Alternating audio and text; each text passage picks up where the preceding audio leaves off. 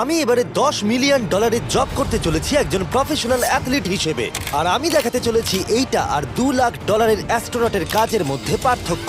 এটা দুর্দান্ত। আর $1 লাখ দেওয়া হয় ডাইনোসরের হাড় খুঁজে বার করার জন্য। ও মাই গড! আরো অনেক জব দেখাবো, আর সব থেকে কম টাকার জব যেটা আমি খুঁজে পেয়েছি, গোল্ড প্যানিং, যাদের রোজগার বছরে $1। কিন্তু আমরা মিলিয়ন উপার্জন করব। একদমই নয়। বেসিক্যালি গোল্ড প্যানাররা এটার মধ্যে প্রথমে মাটি দেয়, তারপর জলের মধ্যে এটাকে নাড়াচাড়া করে, তার ফলে গোল্ড ফিল্টার্ড হয়ে নিচে পড়ে যায়। কিন্তু এটা সহজ নয়, কারণ 5 ঘন্টা খোঁজার পরেও আমি সত্যি বলতে কিছুই পাইনি। ও বয়েজ, আমি গোল্ড পেয়েছি।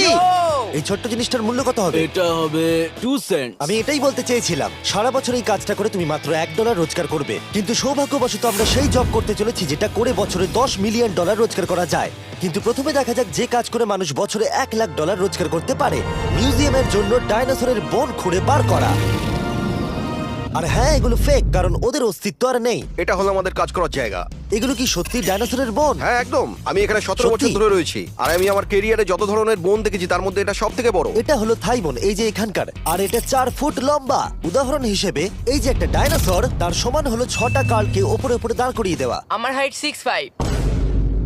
এগুলি মূলত মিনি জ্যাক হ্যামার। এই তো ভালোই করছো। ওর কোনো আইডিয়াই নেই ও কি হ্যাঁ, করছে। ওর কোনো আইডিয়াই নেই। আশ্চর্যের বিষয় হলো এটা করতে গিয়ে আমরা ভয় পেয়ে যাচ্ছিলাম। উপস। একটু সাবধানে। কাজটা একটু এগোতে আমাদের 5 ঘন্টা সময় কেটে গেল। তারপরে এক্সপার্টের সাহায্য নিয়ে আমরা কাজটাকে মোটামুটি এগোতে পারলাম। এখন যেহেতু এই হাটটা এতটাই প্রাচীন, তাই আমরা এটাকে তোলার আগে ভালো করে সংরক্ষণ করলাম, না হলে এটা দুটুকরো হয়ে ভেঙে যেত। আশা করবো তোলার সময় এটা ভেঙে যাবে না। 1 2 3 Three. খুব ভালো। এদিকটা নিয়ে এসো। খুব ভালো।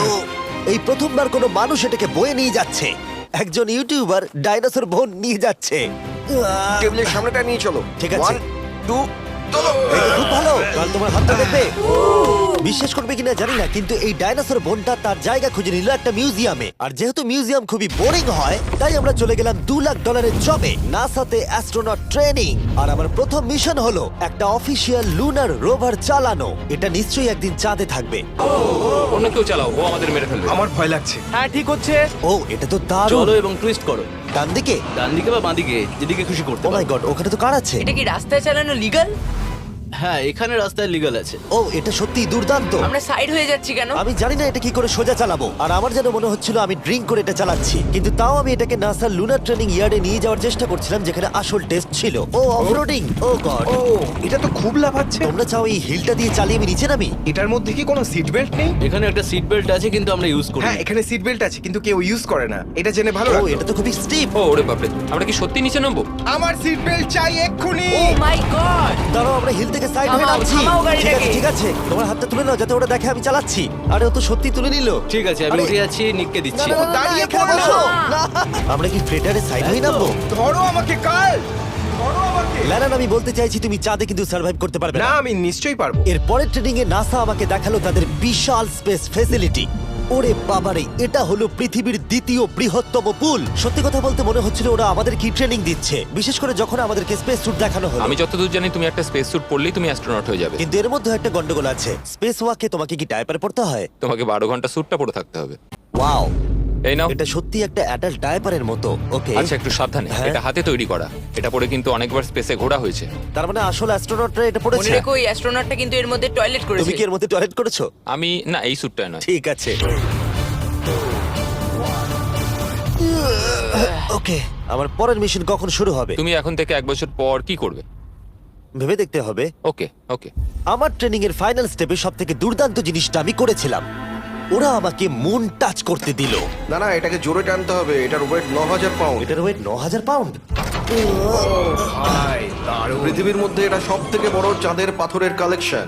আমার বিশ্বাসই হচ্ছে না এটা আমি করতে যাচ্ছি। তুমি এখন জানলে আমাদের ইউটিউব চ্যানেল আছে। হ্যাঁ। ও মাই গড, এগুলো সোজা মুন থেকে নিয়ে আসা হয়েছে। তুমি আমাকে এটা ছুঁতে দেবে, তার কত পার্সেন্ট চার্জ আছে? 0। গতকাল আমরা একটা ডাইনোসরের ফসিল খুঁজে বার করেছি, তাই আমি এই বিষয়ে এক্সপার্ট। আমি এটা টাচ করি। না।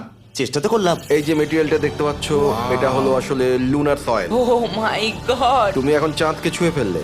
ও এটা তো দারুণ। তার মানে এই টিউবের ভেতরে চাঁদের মাটি আছে, আর এটাকে নিয়ে আসার পর খোলাই আর হয়নি। তোমরা চেক করনি তাহলে এর ভেতর তো এলিয়েনও থাকতে পারে।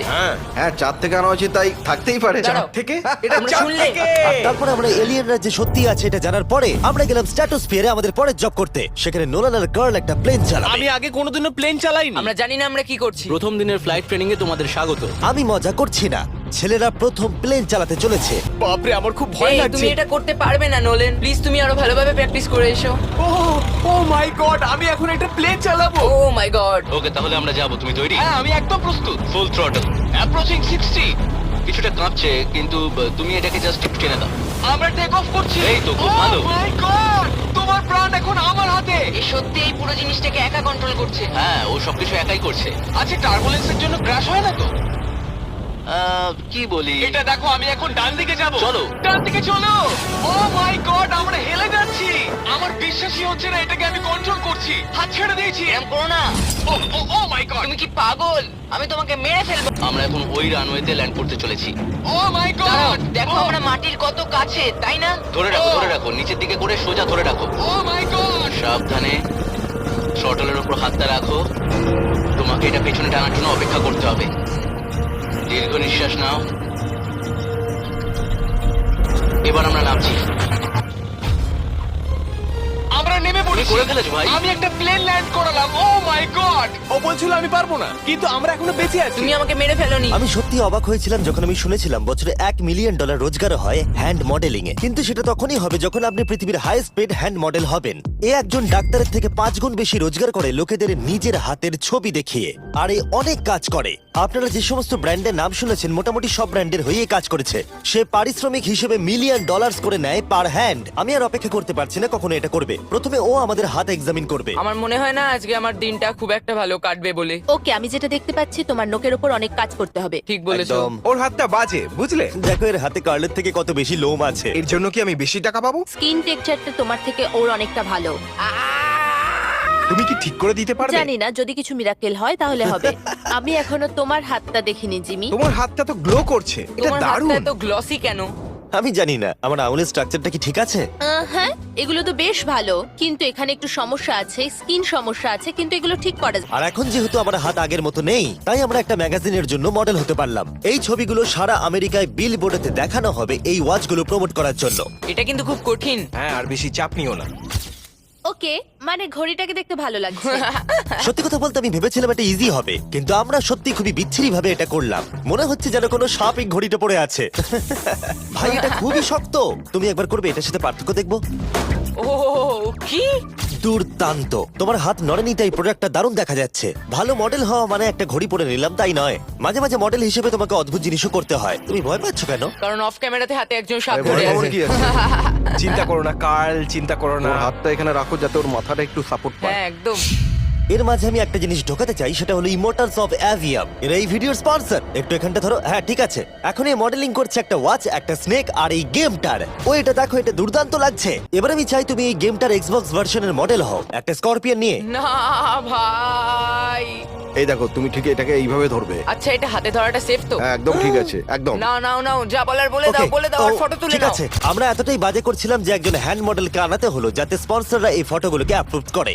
আর যদিও আমাদের ফটোগুলো অতটা ভালো ছিল না, তবুও গোটা দেশের বিলবোর্ডে সেগুলো স্থান পেল। আর এবার হলো শেষ কাজ, যেটার জন্য বছরে $10 মিলিয়ন রোজগার করা যায়। একদম ঠিক, আমি জয়েন করতে চলেছি লিটারালি NFL। এটা আমার একটা স্বপ্ন ছিল। কন্ট্রাক্টটা শেষ করেই আমি আমার টিম নিয়ে মাঠে নেমে পড়লাম 60,000 দর্শকের সামনে। প্রথম স্টেপ হলো ওয়েট ট্রেনিং। এটা হালকা হচ্ছে, ওয়েটটা একটু বাড়িয়ে দিই। চলো, এই তো খুব আমার ভালো। মনে হচ্ছিল ওরা আমাকে 10 মিলিয়ন হ্যাঁ, দেবে। খুব ভালো হচ্ছে। তুমি কি উইনার নাকি তুমি ফ্যালকন? খুব ভালো। আমি লক্ষ্য করলাম NFL প্লেয়ার হলেই তোমাকে উৎসাহ দিতে সবাই চাচায়। আচ্ছা, এই জিনিসটা কি তোমাদের টিমের সবথেকে স্ট্রং প্লেয়ার করে? দেখা যাক এটা আমি একবার করতে পারি কিনা। ওরা এটা 12 বার করে। ওরে বাবারে। ওরা সাধারণ মানুষ নয়। আমি চাইবো না ওরা আমাকে ধাক্কা মারো। ওদের কাছে আমাদের বাচ্চা মনে হচ্ছে, ওরা খুবই লম্বা। একবার ওর হাইটটা তো দেখো। সত্যি কথা বলতে এর আগে আমি কখনো ফুটবলই খেলিনি, তাই ওরা আমাকে একটা কিক মারতে দিল, যেটা আরিয়া! ও, আমি বিচ্ছিরি ভাবে করলাম। মিস্টার বিস্ট আজকে সারাদিন প্র্যাকটিস করো, কালকের মধ্যে রেডি হতে ঠিক হবে। বলেছো, ঠিক বলেছো। আমি চেষ্টা করছি। যেহেতু এর আগে আমি কখনো কোয়ার্টারব্যাক খেলিনি, আমি ছুটছি। আমি যতদূরে পারলাম ছোড়ার চেষ্টা করলাম। এটা টাচডাউন। তোমাদেরকে আমি বলে দিই যে টিমটা আমি জয়েন করেছি সেটার হয়ে টম ব্র্যাডি সুপার বোল জিতেছে, তাই ভাবলাম ওকে সারপ্রাইজ দিলে ভালো লাগবে। ও এই তো টম, ও এক্ষুনি আমার লেগে যাচ্ছিল। টিভি কেমন আছো ভাই? কেমন আছো, কেমন আছো টিভি? ভাই? এখানে একজন আমার বন্ধু আছে, ও খুশিতে প্রায় মরেই যাবে যদি তুমি ওকে একটা না, না, হাই বলো। তুমি এটা একদম করো আমি না, জানি জিমি, তুমি খুব করো না খুশি। এটা। ও শেষ। অফিসিয়াল গেম ডে চলে এলো। আমি জানি না ওরা আমাকে কেন এটা করতে দিচ্ছে, কিন্তু হ্যাঁ থ্যাঙ্কস বাক্স। তোমরা কি আমাকে এই টিমে দেখে অবাক হচ্ছ? হ্যাঁ। এটা আমার প্রথম ফুটবল যেটাতে আমি সাইন করলাম। জিমি এখন যে কোনো মুহূর্তে বেরিয়ে আসতে ওরা পারে। বললো যদি আমি 100 অব্দি থাকতে পারি তাহলে ওরা একটা খেলা খেলবে, আমাকে একটা সাহায্য করবে। উত্তেজিত হয়ে ওঠো। হ্যাঁ, ভালো বলেছো। এটার প্রথম গেম আর এটা সম্ভবত শেষ। অবশ্যই ওর শেষ গেম। আমি জানি না কি হতে চলেছে। এটা দুর্দান্ত। আর যেহেতু আমি একমাত্র এই এনএফএল গেমেতেই অংশগ্রহণ করছি, তাই টিম আমাকে লিড করবার সুযোগ করে দিল।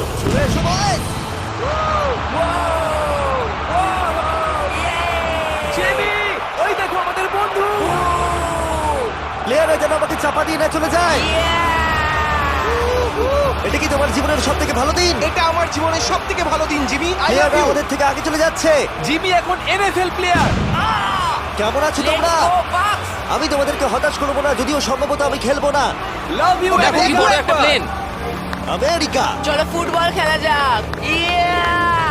আমাকে অফিসিয়ালি এনএফএল প্লেয়ার করার জন্য বাকিনিয়ার্সের জন্য একটা হিউজ শাউট আউট। সত্যি কথা বলতে ভালো হলো যে আমি খেলিনি, কারণ ওরা যদি আমাকে ধাক্কা দিত সম্ভবত আমি মরেই যেতাম। আমি ভেবেছিলাম ওটা ওখানেই শেষ হয়ে যাবে, কিন্তু ফ্যালকন টুইটটা করে দিল। মিস্টার বিস্টের পরের চ্যালেঞ্জ হলো hit the field goal, win the game.